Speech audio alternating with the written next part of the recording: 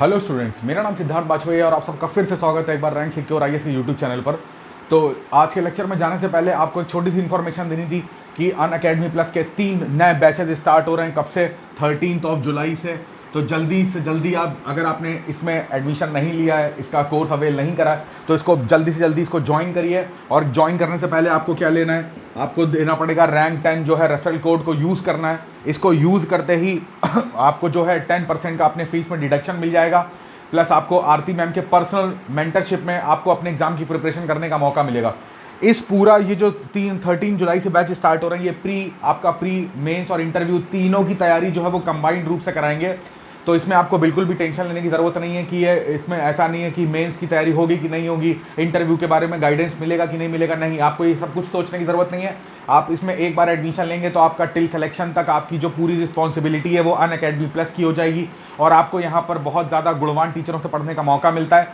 तो प्लीज़ आप बिल्कुल भी देरी मत करिए। और 13 जुलाई से जो 3 बैच स्टार्ट हो रहे हैं वो आपके हिंदी मीडियम में भी हैं, इंग्लिश मीडियम के भी हैं और बाइलैंग्वेज भी हैं। तो आपको जिस भाषा में कंफर्टेबल हो आप वो वाला बैच ज्वाइन कर सकते हैं। तो जल्दी देर मत करिए और जल्दी से जल्दी इसको ज्वाइन करिए। और ध्यान रखिएगा, आपको यूज़ करना है कौन सा code? RANK rank 1010। Thank you.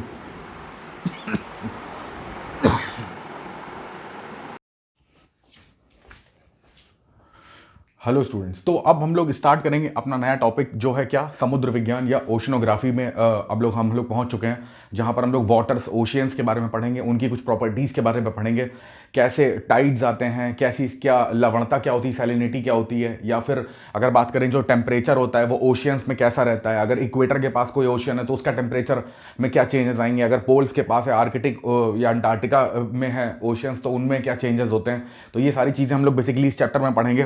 तो बड़े ध्यान से इस चैप्टर को एकदम समझने की कोशिश करिएगा। हर एक बेसिक चीज़ मैं आपको बताऊंगा। तो सबसे पहले जो अभी हम लोगों को इसमें टॉपिक डिस्कस करना है वो कौन सा है? वो है distribution of temperature. Distribution of temperature यानी कि तापमान का जो वितरण होता है वो ओशियंस में किस प्रकार का होता है। देखो, इसमें प्री में भी क्वेश्चन बन सकते हैं और मेंस में तो इसके आने के बहुत बहुत चांसेस हैं, क्योंकि जो जैसे जिस हिसाब से जो ये ग्लोबल वार्मिंग है इसका भी असर जो है वो ओशियंस पे पड़ता है। ओशियंस की जो ये एक्वा लाइफ है उस पर पड़ता है। तो हम लोग को ये जानना बहुत ज़रूरी है कि जो टेम्परेचर है ओशियंस का बेसिकली वो घटता या बढ़ता किस तरीके से है। तो उसी के वितरण को हम लोग देखेंगे। डिस्ट्रीब्यूशन ऑफ टेम्परेचर का मतलब है कि वितरण क्या है टेम्परेचर का। ठीक है, तो देखो ध्यान से, जैसे हम लोग याद है हम लोगों ने पढ़ा था कि भैया जो एक हीट बजट हम लोगों ने पढ़ा था कि कितना हीट अर्थ पर आता है और कितना जो अर्थ है वो रिफ्लेक्ट बैक कर देती है सन को। तो उसका क्या क्या, उसमें कहाँ से कौन कौन से कंपोनेंट ऐसे हैं जो एब्जॉर्व करते हैं या रिफ्लेक्ट करते हैं। सेम एज इट इज चीज़ जो है वो समुद्र विज्ञान यानी ओशियनोग्राफी में, ओशियंस में हम लोग को ये मेन इंपॉर्टेंट चीज़ जाननी होगी कि भैया ओशियंस में किस तरीके से हीट बजट काम करता है। तो फॉर एग्जांपल ये जो पूरा ये मैंने लाइन बनाई है, ये सब क्या है? ये मेरी पूरी ओशियन है। अब ओशियन में पता है जो हीट का सोर्स है ना, जो लाइट का, या अगर हीट का सोर्स है तो वो क्या है? वो हमारा सनलाइट ही है ना। तो सनलाइट, और वो किस फॉर्म में आ रही है? वो उसका फॉर्म भी एक ही है, SWR फॉर्म में आ रही है, शॉर्ट वेव रेडिएशन के फॉर्म में आ रही है। अर्थ को भी इसी फॉर्म में मिलती है, लैंड को भी इसी फॉर्म में मिलती है। इस लाइन को हटा देता हूं तो ये वाटर ज़्यादा अच्छे से क्लियर हो जाएगा। तो ऐसा ये वाटर बना हुआ है। तो और लैंड को भी SWR मिलता है, इनपुट सोलर रेडिएशन जिसको बोलते हैं, जिसको क्या बोल रहे थे? इंसोलेशन बोल रहे थे, है ना। जिसको हिंदी में क्या बोल रहे हैं? हिंदी में बोल रहे हैं सूर्यातप। सूर्यातप बोल रहे हैं। तो सूर्यातप जो है वो भी SWR के फॉर्म में लैंड को भी मिलता है, same as it is water body को भी मिलता है। तो जो हमें SWR मिलता है, तो फॉर एग्जांपल कि ये जो हमें मिलता है ये कितना है? ये 100 यूनिट है। SWR जो सरफेस को मिलता है, एक एग्जांपल के तौर पे समझ लेते हैं। फिगर इंपॉर्टेंट नहीं है, ये क्वांटिटी इंपॉर्टेंट नहीं है, मेन कॉन्सेप्ट इंपॉर्टेंट है। तो देखो, इसमें सबसे पहले जो रिटर्न होता है सनलाइट, तो ये रिटर्न जो होती है वो किस फॉर्म में होती है? LWR के फॉर्म में, यानी कि लॉन्ग वेव रेडिएशन यानी कि दीर्घ तरंग विकिरण के फॉर्म में। तो ये जो रिटर्न होने का होता है, जैसे अगर बात कर ली जाए यहाँ पर इनपुट की और यहाँ पर आउटपुट की, तो इनपुट कितना हो रहा है? 100 यूनिट हो रहा है। और वो किस फॉर्म में हो रहा है? वो SWR के फॉर्म में हो रहा है। अब देखो, आउटपुट भी इतना ही जाना है, कुछ भी रहेगा नहीं, जितना लिया है सारा वापस करना पड़ेगा। तो आउटपुट में जो सबसे पहला जो आउटपुट होगा वो क्या है, सबसे मैक्सिमम आउटपुट होता है किससे, वाष्पीकरण से, यानी कि इवेपोरेशन से। अब देखो लगातार सनलाइट होती है, तो सनलाइट से क्या है कि यहाँ का पानी टेम्परेचर इंक्रीज करता है, इंक्रीज करने के बाद यही वाष्पीकरण का मतलब क्या होता है, जल जो है वो वाष्प की बूंदों में बदल जाता है, वाटर वेपर्स में बदल जाता है। तो इस प्रक्रिया को हम लोग वाष्पीकरण कहते हैं। तो जो ये प्रक्रिया में जो एनर्जी लॉस होती है उसी को हम लोग वाष्पीकरण बोलते हैं। तो वाष्पीकरण में अगर हिसाब लगाया जाए तो अराउंड 53 यूनिट जो है वो आउटपुट होता है, इससे लॉस होती है एनर्जी वाष्पीकरण से। टोटल 100 यूनिट से 53 यूनिट जो है, आधे से भी ज्यादा यूनिट जो है वो वाष्पीकरण अकेले ले लेता है। इसके बाद की बात करें तो अब बचा कितना, यहां पर बचता है 2 यूनिट और कितना 45 यूनिट और बचेगा। 45 यूनिट तो डायरेक्ट LWR जो यूनिट है ये LWR के फॉर्म में डायरेक्टली रिफ्लेक्ट हो जाता है। ये कैसा रिफ्लेक्ट हो जाता है, ये हमारा डायरेक्ट रिफ्लेक्ट हो जाता है। अब 2 यूनिट जो है, जो 2 यूनिट होती हैं वो भी रिफ्लेक्ट बैक होती है। तो कहने का मतलब है टोटल ये जो 50, अभी याद आ जाएगा तो बता दूंगा, टोटल 55 यूनिट जो है वो आउटपुट बैक मारा जाता है, आउटपुट रिटर्न हो जाता है, अर्थ वापस कर देती है, जो ओशियन बॉडी है वापस कर देती है। तो ये जो पूरा कॉन्सेप्ट था ये था भैया कि जो हमें 100 यूनिट आया और इसका बजट, ओशियंस का हीट बजट है ना, बेसिकली ये चीज थी। ठीक है, आई होप आपने ये चीज नोट कर ली होगी। तो सारी चीजें जो है वो इस तरीके से रिटर्न बैक होती हैं। तो आपको देखने आ रहा है प्री में ये क्वेश्चन पूछा जा सकता है कि ओशियंस का जो हीट बजट होता है उसमें सबसे ज्यादा जो है ऊष्मा की जो वापसी होती है वो किसके कारण होती है, वो होती है वाष्पीकरण के कारण। ठीक है, याद रखना, वाष्पीकरण यानी कि इवेपोरेशन के कारण सबसे ज्यादा जो हीट होती है वो लॉस होती है। तो अगर हीट इसके कारण से लॉस हो रही है तो अब आगे का प्रोसीजर समझते हैं कि आगे क्या होता है।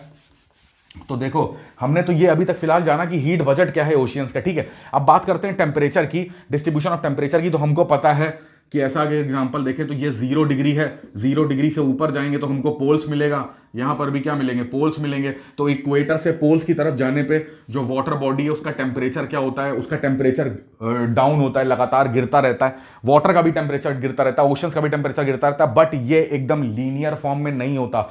मैं अगर आपसे बोल रहा हूं कि 0 डिग्री से आप 30 डिग्री पे जाएंगे तो टेम्परेचर कम मिलेगा, हो सकता है। एक ये जो लॉजिक है ये एक हम लोगों ने ब्रॉड अपना कॉन्सेप्ट बना रखा है, बट ऐसा ही फॉलो होता है वो हम लोग अभी आगे जान लेंगे।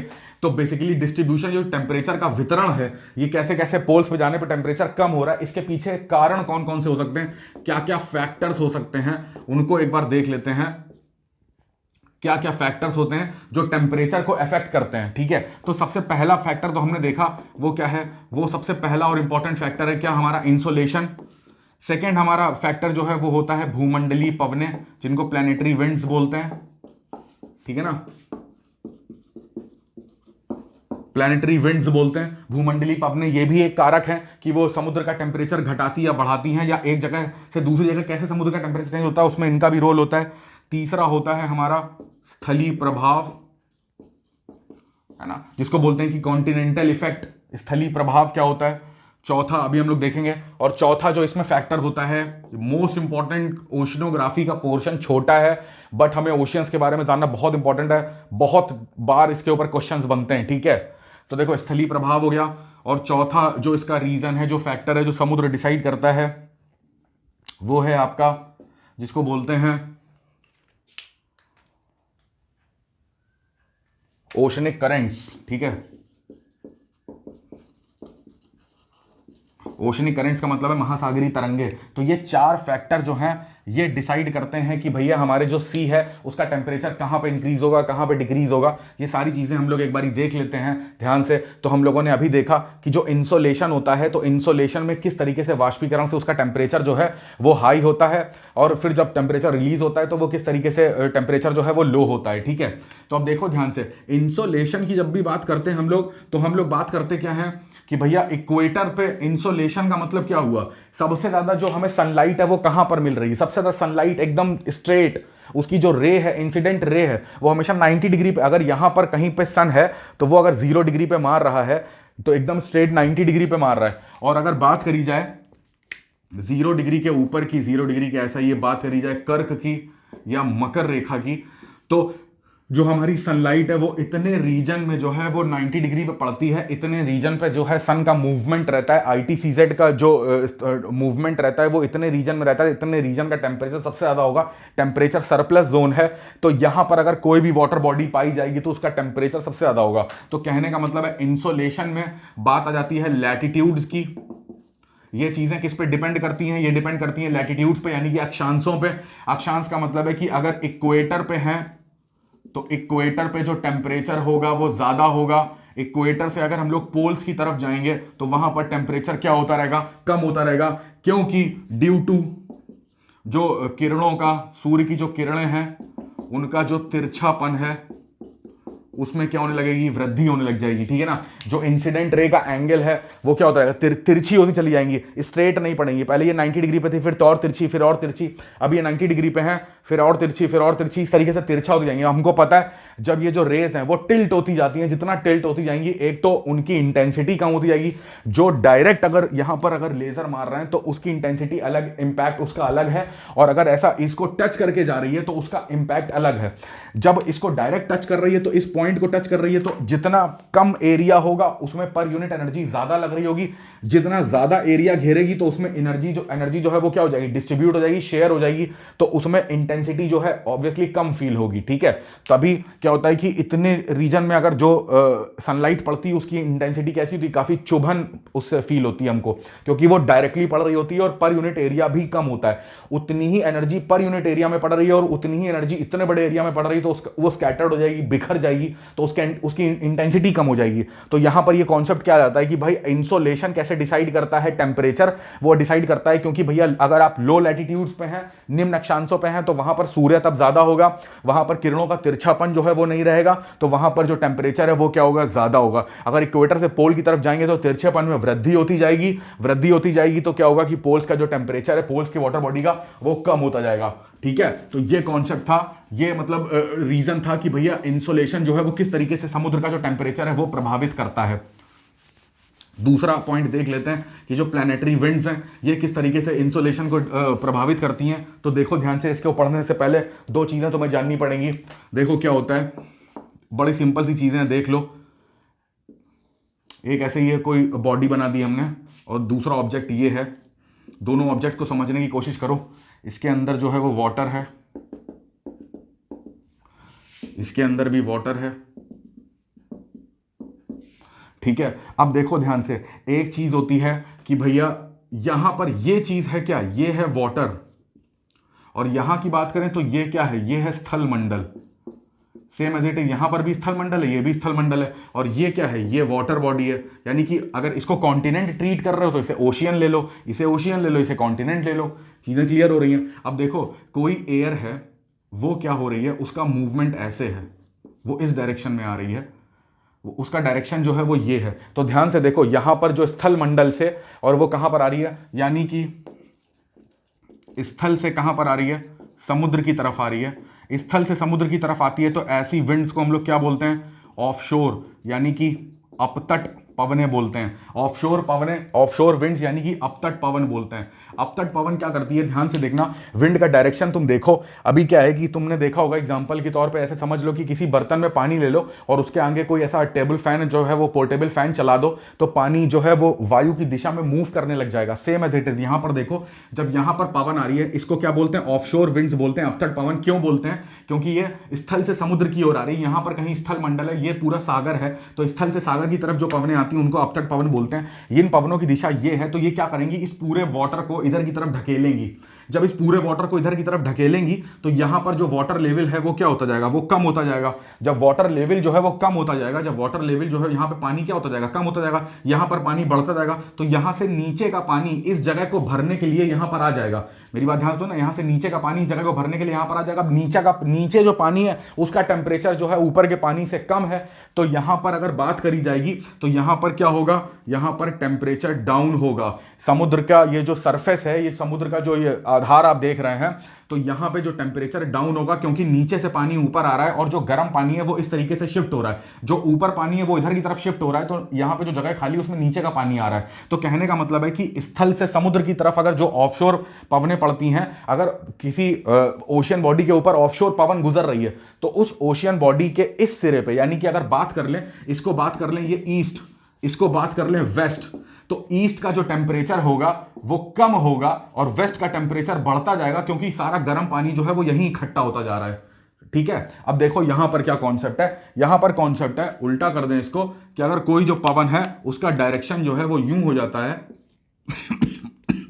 सॉरी, उस पवन का डायरेक्शन यूं हो जाता है, तो इस टाइप की पवन को, इसका डायरेक्शन क्या है, इसको बोल रहे हैं कि समुद्र से कहां पे जा रही है, ये स्थल की तरफ जा रही है। जब समुद्र से स्थल की तरफ जा रही है तो इसी को बोलते हैं कौन सी पवन, अनुतट पवन है या ऑनशोर विंड्स। ठीक है ना, ऑनशोर विंड्स बोलते हैं। ऑनशोर विंड्स की खास बात क्या होती है कि ये देखो, अब ये यहां से यहां पे जा रही है, तो सारा जब ये चीज यहां से यहां लेके जा रही है, तो अब तुम्हें पता है सारा पानी इस तरफ इकट्ठा कर रही है जाके, तो यहां पर क्या हो रहा है, यहां पर पानी जो है वो क्या हो रहा है, यहां पे कमी हो रही है। तो यहां से पानी की कमी को पूरा करने के लिए, अब देखो ये चीज जब यहां पे सारा इकट्ठा हो रहा है, तो यही पानी जो है वो यहां पे अंदर की तरफ जा रहा है और यही पानी यहां पे बाहर की तरफ आ रहा है। तो अगर बात कर रहे हैं इस डायरेक्शन की, तो यहां पर अगर बात कर रहे हैं, यहां पर डायरेक्शन दे दें कि जो वेस्टर्न साइड है, यहां पर वेस्टर्न साइड है और ये ईस्ट है, तो अगर ऑनशोर विंड्स चल रही हैं तो वो वेस्टर्न साइड का जो टेम्परेचर है वो क्या कर देंगी, लो कर देंगी, और ईस्टर्न साइड का टेम्परेचर जो है वो हाई कर देंगी। ठीक है, तो ये याद रखना, ये काम किसका होता है, ये काम होता है हमारी प्लैनेटरी विंड्स का। जैसे ये ट्रेड विंड्स हो गई या वेस्टर्लीज ईस्टर्लीज हो गई, जहां जहां ईस्टर्लीज चलती हैं तो तुम तुरंत समझ जाओगे कि वहां का टेम्परेचर जो है वो किस तरीके से जो है वो चेंज हो रहा है। ठीक है, तो इस चीज को बड़े ध्यान से देखना।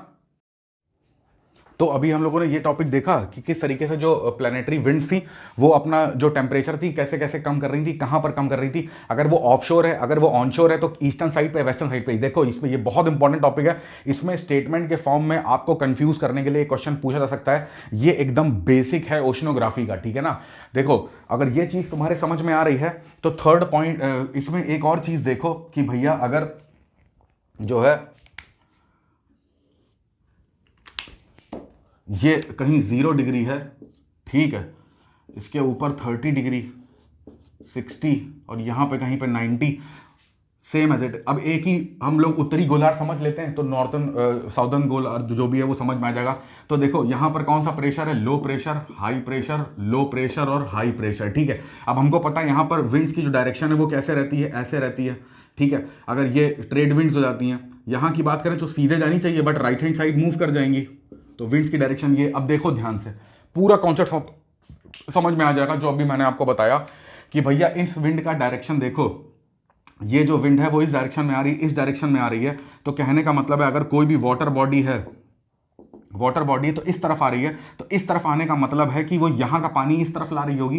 कहने का मतलब है कि अगर इन विंड्स की बात कर रहे हैं तो यहाँ पर अगर ये ईस्ट मान रहे हो, इसको वेस्ट मान रहे हो, तो हमेशा ध्यान रखना वेस्ट का जो टेम्परेचर होगा वो ईस्ट से हमेशा ज़्यादा होगा। कहाँ पर, जहाँ पर भी कौन सी विंड्स होंगी, ट्रेड विंड्स होंगी।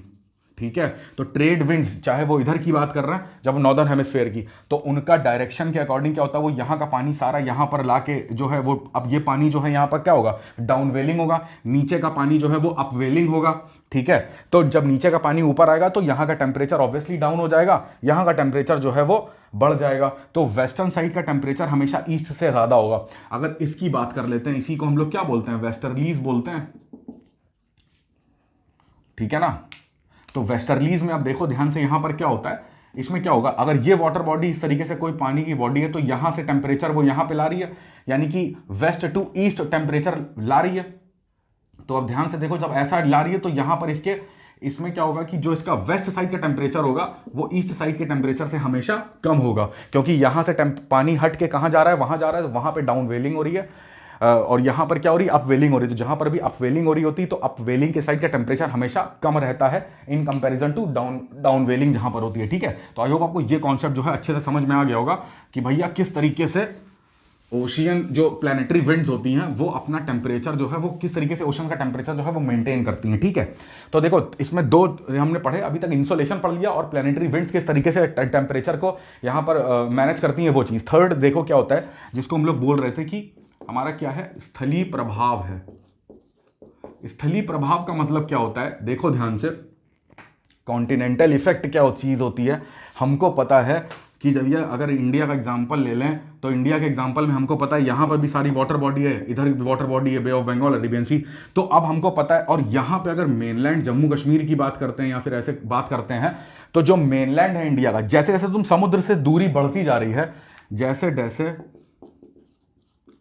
डिस्टेंस फ्रॉम सी, ये क्या हो रहा है, डिस्टेंस फ्रॉम सी जो है वो बढ़ेगा, तो यहां पर जो स्थलीय प्रभाव है वो भी बढ़ेगा। इस चीज को ध्यान रखना, बहुत इंपॉर्टेंट लाइन लिखी है मैंने कि जहां जहां पर जो है वो स्थलीय प्रभाव, डिस्टेंस फ्रॉम सी, तुम समुद्र से जितना दूर जाओगे तो उतना ही स्थलीय प्रभाव इंक्रीज होगा। देखो स्थलीय प्रभाव का मतलब ये होता है, ये इसका बेसिकली रिलेशन होता है टेम्परेचर डिफरेंस से, तापांतर से। तो जितना तुम स्थल से दूर जाओगे उतना ही तुम्हारा जो तापांतर है वो क्या होगा, इंक्रीज होगा। कैसे, अगर तुम महाराष्ट्र में हो, अगर तुम यहाँ पर आंध्र प्रदेश, उड़ीसा में हो, केरला में हो, कर्नाटका में हो, तो यहाँ पर क्या है कि इस जगह का दिन का टेम्परेचर कितना रहेगा, दिन का टेम्परेचर फॉर एग्जाम्पल रह रहा है कितना, 25 डिग्री सेंटीग्रेड है, ठीक है, दिन का टेम्परेचर। तो रात में कितना चला जाएगा, रात में मैक्सिमम जाएगा तो 20 डिग्री सेंटीग्रेड, तो डिफरेंस कितना आया, 5 डिग्री सेंटीग्रेड। यहीं की तुम बात कर लेते हैं अपने उत्तर प्रदेश की, तो उत्तर प्रदेश में दिन का टेम्परेचर कितना हो रहा है, दिन का टेम्परेचर जा रहा है 35,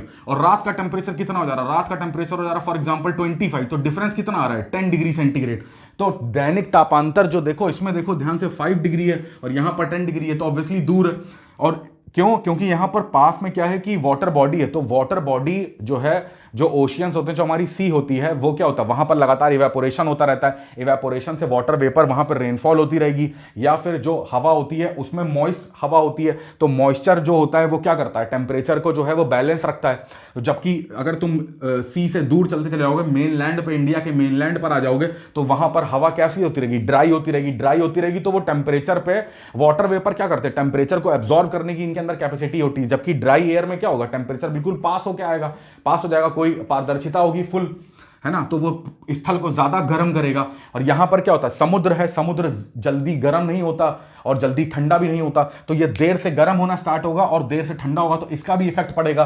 तो ये होता है क्या, हमारा स्थलीय प्रभाव। अब ये स्थलीय प्रभाव जो है, हम ये लाइन नोट कर लेना कि डिस्टेंस फ्रॉम सी अगर बढ़ेगा तो स्थलीय प्रभाव पड़ेगा, इसका मतलब दैनिक तापांतर जो है वो बढ़ेगा। तो अगर ये चीज तुम्हारी समझ में आती है तो तुम देखो ध्यान से कि इसका मतलब क्या है। इसका मतलब ये है कि भैया जो समुद्र है, तो इसमें 3 टाइप की चीजें हम लोग को पढ़नी है जो हमारे सिलेबस में है। जैसे कि एक है हमारा ओपन सी, ठीक है ना, जिसे हम लोग क्या बोलते हैं, खुला महासागर बोलते हैं, खुला महासागर, ठीक है। एक क्या होता है, एक होता है कंप्लीट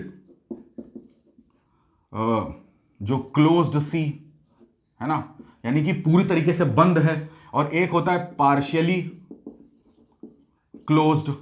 पार्शियली क्लोज का मतलब होता है वो अंशतः बंद है, वो थोड़ा सा बंद है, थोड़ा सा खुला। ओपन सी का मतलब क्या होता है, ओपन सी का मतलब है कि उस सी के चारों तरफ दूर दूर तक कहीं कोई कॉन्टिनेंट नहीं है, कहीं कोई लैंड नहीं है। अगर ऐसा कोई सी है तो वो अपना टेम्परेचर मेंटेन करेगा। हमको पता है सी जो है वो देर से गर्म होते हैं और देर से ठंडे होते हैं, तो वो जो ओपन सी है इसका जो दैनिक तापांतर होगा, इसका जो टेम्परेचर डिफरेंस होगा, ओपन सी का टेम्परेचर डिफरेंस होगा वो बहुत कम होगा। इसमें रात में भी इसमें इंसोलेशन होता होगा, बिल्कुल इंसोलेशन मिलता होगा, ये एब्जॉर्ब करता होगा, बट ये तुरंत ही रिफ्लेक्ट कर देता है क्योंकि वाष्पीकरण उतना ज्यादा रहता है, तो तुरंत रिफ्लेक्ट बैक कर देता है, ठीक है। तो इसके टेम्परेचर डिफरेंस में बहुत माइन्यूट सा डिफरेंस आता है। तो इसलिए अगर ओपन सी है तो वहां पर क्या होगा, वहां का टेम्परेचर हमेशा ऑन एन एवरेज बराबर ही रहेगा पूरे साल।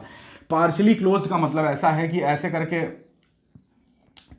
ये मान लो कि वाटर बॉडी है, ये चारों तरफ कॉन्टिनेंट है, ये क्या है, ये हमारा स्थल हो गया और ये हमारा जल है। तो अगर वो तीन तरफ से दो तरफ से ऐसा कहीं ना कहीं कॉन्टिनेंट का पोर्शन आता है, और बट बीच में क्या है कि जो वाटर बॉडी है ये एक तरफ से ओपन है, यानी कि पूरा ये ऐसा, ये जल है, जल पूरे में जल है, तो इसका टेम्परेचर डिफरेंस जो है वो इससे ज्यादा आएगा। यानी कि ओपन सी से थोड़ा सा ज्यादा डिफरेंस किसका होगा, पार्शियली क्लोज्ड का।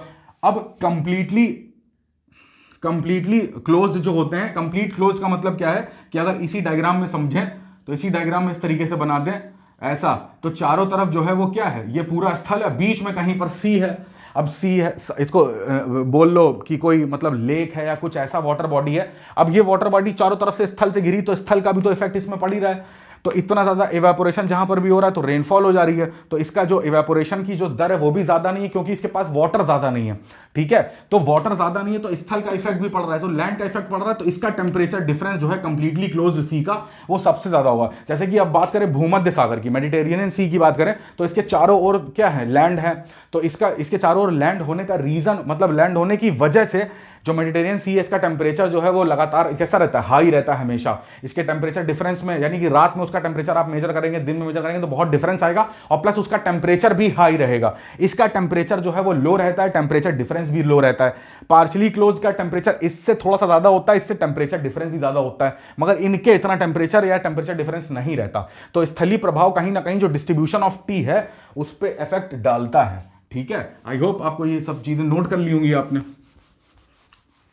बहुत सरल से कॉन्सेप्ट है, बहुत एक बार समझने की जरूरत है, उसके बाद आप मेंस में अगर लिखने को आएगा तो विद डायग्राम आप इसको एक्सप्लेन कर सकते हैं। ठीक है, अपने खुद के बनाए हुए डायग्राम वहां बना सकते हैं। ठीक है, चलो तो लास्ट इसका जो रीजन है वो देख लेते हैं कि किस तरीके से ओशनिक करंट जो होती हैं, यानी कि महासागरी जो धाराएं होती हैं, वो महासागर के टेम्परेचर को जो है वो कैसे कंट्रोल करती हैं। देखो ध्यान से कि जैसे 0 डिग्री है, ये 0 डिग्री है, ऊपर कहीं पर ये 90 डिग्री नॉर्थ है और नीचे कहीं पर 90 डिग्री साउथ है।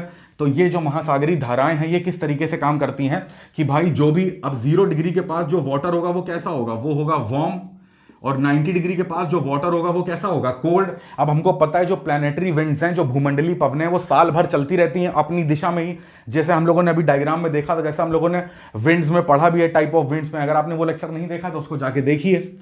तो इस तरीके से क्या होता है कि जो विंड चलती है वो अपने साथ, अब समुद्री धारा का क्या, महासागरी धारा का मतलब क्या है, अभी जो जल है वो ऐसा स्टेशनरी है, इसमें क्या हुआ कि इसके ऊपर अगर कोई वायु आती है या इसमें कोई भी फोर्स लगता है और ये जल क्या हो जाता है, मूविंग कंडीशन में हो जाता है, तो इसी को क्या बोल देते हैं, इसी को बोल देते हैं करंट। अब जल मूव कर रहा है तो उसी को बोल देते हैं ओशियन करंट। तो ध्यान से देखो, तो यानी कि यहां का जो कोल्ड पानी है, यहां का जो ठंडा पानी है, तो वो क्या है, अगर वेस्टर्लीज या ईस्टर्लीज जो भी होती हैं, अगर उन पवनों के थ्रू कहां पर आ जाता है, इक्वेटर के पास आ जाता है, तो यहां के टेम्परेचर को क्या कर देगा, मतलब थोड़ा सा डाउन करेगा। इसी तरीके से जैसे यहां पे ट्रेड विंड्स चलती हैं, ट्रेड विंड्स जो हैं या फिर और कोई वायु जो है वो गर्म जलधारा को अगर पोलर के आसपास कहीं पे ले जाती है तो वहां का टेम्परेचर थोड़ा सा क्या कर देती है, इंक्रीज कर देती है। तो यानी कि जो जलधाराएं होती हैं, अब जल जब मूव कर रहा है इसी को धारा बोल रहे हैं, तो यहां की जलधारा मूव करते करते इक्वेटर पर आ जाएगी, तो इसका टेम्परेचर, अब ठंडा जल अगर पानी गर्म पानी में मिलाएंगे तो उसका टेम्परेचर क्या हो जाएगा, थोड़ा सा जो है वो लो हो जाएगा। इसी तरीके से अगर ज्यादा मात्रा, थोड़ी मात्रा में जो गर्म जल है वो बड़ी मात्रा में ठंडे जल में मिलाएंगे तो उसका भी टेम्परेचर हल्का सा इंक्रीज कर देगा। ठीक है, तो ये रीजन होता है कि पूरी अर्थ का जो टेम्परेचर है वो कैसे बैलेंस ऐसे ही रहता है। इसको बैलेंस करने में एक फैक्टर होता है, बैलेंस करने का एक फैक्टर है क्या, वो है ओशनिक करंट, महासागरी धाराएं पूरे महासागर का, पृथ्वी पर जितना जल है उसको एक जगह से दूसरी जगह मूव कराती हैं, जिससे कि ठंडे गर्म का जो भी जल होता है उसका मिश्रण जो है वो पूरे टेम्परेचर को बैलेंस करता है। याद रखिएगा, महासागरी धाराओं का सिर्फ यही मेन काम होता है। ठीक है, आप कहीं पर भी कुछ भी पढ़ा होगा तो वो ये बस मेन चीज याद रखो, मेन मुद्दा ये है कि भाई ओशियन करंट्स अगर पूछा जाए उनका ऑब्जेक्टिव क्या हो, तो उनका ऑब्जेक्टिव है कि अर्थ के टेम्परेचर को मेंटेन करना। कैसे, वो मैंने आपको बता दिया। आई होप आपको डिस्ट्रीब्यूशन ऑफ टेम्परेचर जो है वो चीज अच्छे से समझ में आ गई होगी। अगर ये सारी चीजें अच्छे से आपको समझ में आ गई हैं तो अब ये चीज खत्म हो गई कि भाई डिस्ट्रीब्यूशन ऑफ टेम्परेचर जो है वो कैसे रहता है। तो अगर ये चीज समझ में आ रही तो एक डायग्राम अभी आप और देखिए, उसके बाद चीजें, ये टॉपिक जो है वो खत्म हो जाएगा। जैसे क्या होता है कि ये हमारा जल का जो तल है, मतलब सतह है उसकी, ठीक है ना, सरफेस है। तो जल की सरफेस के नीचे एक ऐसा क्या होता है, कई सारी लेयर्स के फॉर्म में है, ठीक है ना, ऐसे ये पूरा क्रस्ट होगा। तो अब देखो ये चीज याद रखो कि इक्वेटर से, जैसे जैसे इक्वेटर से पोल की तरफ जाते हैं तो टेम्परेचर क्या होता रहता है, कम होता रहता है, जल का भी टेम्परेचर कम होता रहता है। बट जो जल की सतह है, जल का जो ये बॉटम है, वो उसमें सेम टेम्परेचर रहता है। सेम का मतलब है चाहे वो इक्वेटर पे हो, चाहे वो पोल के पास हो, वहां पर कोई वाटर बॉडी है और चाहे इक्वेटर पे कोई वाटर बॉडी है, तो उनके सबके जो आधार होते हैं ना, उनका टेम्परेचर हमेशा सेम रहता है। भले ही जो सरफेस है उसके टेम्परेचर में डिफरेंस होगा। भाई इक्वेटर पे तुम जल छुओगे तो यहां पर तुम्हें गर्म मिलेगा, पोल पे छुओगे तो वहां बहुत ठंडा मिलेगा। बट अगर तुम जल के अंदर जाओगे और अंदर जाके एकदम तल तक चले जाओगे, एकदम बॉटम पे चले जाओगे, तो चाहे पोल पर हो चाहे इक्वेटर पर हो, उनका जो टेम्परेचर होता है वो क्या होता है, सेम रहता है हमेशा। देखो यहां पर क्या है, ऐसे एग्जांपल से समझो कि मान लो अगर इसको मान लेते हैं कि ये ऐसा है, यहां पर 5 डिग्री है, इधर 10 डिग्री है, 20 डिग्री, 25, 30 डिग्री सेंटीग्रेड, ये सारे टेम्परेचर हैं, ठीक है। तो अब देखो ध्यान से क्या होता है कि शुरू की जैसे पृथ्वी समुद्र के अंदर आते हैं, तो अंदर आते आते क्या होता है कि टेम्परेचर इंक्रीज करेगा। तो एक एग्जांपल के तौर पे देख लेते हैं कि मान लो 25 डिग्री पे, जो 25 डिग्री किसी कोई जल है, ये इक्वेटर के पास का कोई वाटर बॉडी होगी, तो इसका टेम्परेचर जो है वो इस लेयर में, अगर यहां तक कोई लेयर मान लेते हैं, ये मान लेते हैं इसकी हाइट जो है वो 500 मीटर की है, इसकी गहराई, और ये जो गहराई है समुद्र की, ठीक है ना, ये क्या है, ये गहराई है, गहराई ये 500 मीटर है, 1000 मीटर, ऐसे गहराई बढ़ती चली जा रही है। तो एक ऐसी लेयर होती है जहां पर चाहे जो वाटर बॉडी हो, ठीक है ना, अब 5 डिग्री सेंटीग्रेड वाली वाटर बॉडी है, 10 डिग्री सेंटीग्रेड वाली वाटर बॉडी है, तो कुछ में टेम्परेचर क्या होता है, इंक्रीज होता है। मेरी बात ध्यान से सुनना, कुछ 500 मीटर की गहराई में चाहे कहीं की वाटर बॉडी हो, चाहे इक्वेटर की हो, चाहे पोल्स की हो, चाहे कहीं की वाटर बॉडी हो, उसके अंदर तुम जाओगे तो टेम्परेचर में तुम्हें टेम्परेचर बढ़ता हुआ मिलेगा। मगर एक लिमिट के बाद टेम्परेचर अपने आप जो है वो डाउन होना स्टार्ट होता है। ऑन एन एवरेज जो है ऐसा माना गया है कि भैया जो टेम्परेचर रहता है वो कैसा 17 डिग्री सेंटीग्रेड के आसपास कहीं पे रहता है। तो मान लेते हैं कि 17 डिग्री सेंटीग्रेड ओशन का एवरेज टेम्परेचर रहता है। तो इस 25 डिग्री वाले को अब इस हाइट, इस गहराई के बाद क्या है कि कम होना पड़ेगा, और कम होके कहां तक आना पड़ेगा, 17 डिग्री तक। 20 वाले को 3 डिग्री कम होना पड़ेगा, 25 वाले को ऐसा 17 तक आने के लिए 8 डिग्री कम होना पड़ेगा। बट 5 वाले को, अब ध्यान से देखो, 10 वाले को देखो, 10 वाले को 17 पे पहुंचने के लिए यहां पर +7 करना पड़ रहा है। ये सब माइनस में जा रहा है और ये पॉजिटिव में जा रहा है। अगर 5 की बात करें, इसको 17 में आने के लिए +12 करना पड़ेगा। तो इसी चीज को बोलते हैं तापीय विलोमता, टेम्परेचर इन्वर्जन। ये इसके हैं एग्जाम्पल कि जो पोलर के जो वाटर बॉडी होती हैं, उनको ऑन एन एच टेम्परेचर में सबका टेम्परेचर घट रहा है। किस लेयर पे, 500 मीटर से 1000 मीटर पे। इसी लेयर का एक नाम हो जाता है, उसको बोल देते हैं थर्मोक्लाइन। थर्मोक्लाइन लेयर बोल देते हैं। इसी थर्मोक्लाइन लेयर पे क्या होता है, सबके टेम्परेचर जो है वो डिक्रीज हो रहे होते हैं, बट जिनके टेम्परेचर एवरेज टेम्परेचर से कम है उनके टेम्परेचर इंक्रीज हो रहे होते हैं, क्योंकि उनको उस एवरेज तक पहुंचना है। तो इनके टेम्परेचर में पॉजिटिव, इसी को बोलते हैं तापीय विलोमता या टेम्परेचर निवर्जन। और फिर इस लेयर को क्रॉस होने के बाद जो है वो सबके टेम्परेचर जो है धीरे धीरे कम ही होते हैं। चाहे वो इसका टेम्परेचर हो, वो भी धीरे धीरे, इसके कम होने की दर कम हो जाती है। ये भी कम होगा, ये वाला भी कम होगा, और ये वाला तो यहां से ये वाला भी कम होगा। तो ये जो दर है, अब देखिए एक यहां पे स्पीड क्या हो जाएगी, स्लो हो जाएगी, स्लो स्पीड, या अगर बात करें रेट की, है ना, किसकी रेट की, टेम्परेचर के कम होने की। यहां पर सडनली कम हो रहा है टेम्परेचर, तो इसी लेयर को क्या बोलते हैं, थर्मोक्लाइन बोलते हैं। ठीक है, तो ये पूरा जो कॉन्सेप्ट था वो था हमारा कॉन्सेप्ट किस चीज का, कि भैया ये जो टेम्परेचर डिस्ट्रीब्यूशन होता है किस तरीके से होता है, टेम्परेचर इन्वर्जन क्या है, कौन कौन से फैक्टर्स हैं जो ओशियंस का टेम्परेचर जो है वो घटाते या बढ़ाते हैं, इक्वेटर से पोल पे जाने पे कैसा मिलेगा और पोल से इक्वेटर जाने पे। ठीक है, तो आई होप आपको आज का लेक्चर समझ में आया होगा। नेक्स्ट लेक्चर में हम लोग सैलिनिटी, लवणता के बारे में पढ़ेंगे, प्लस टाइड्स के बारे में, ज्वार भाटा के बारे में जानेंगे। ठीक है, पढ़ाई करते रहिए, लेक्चर को लाइक करिए, शेयर करिए, कमेंट करके बताइए, और घर पे रहिए। Stay safe. जय हिंद।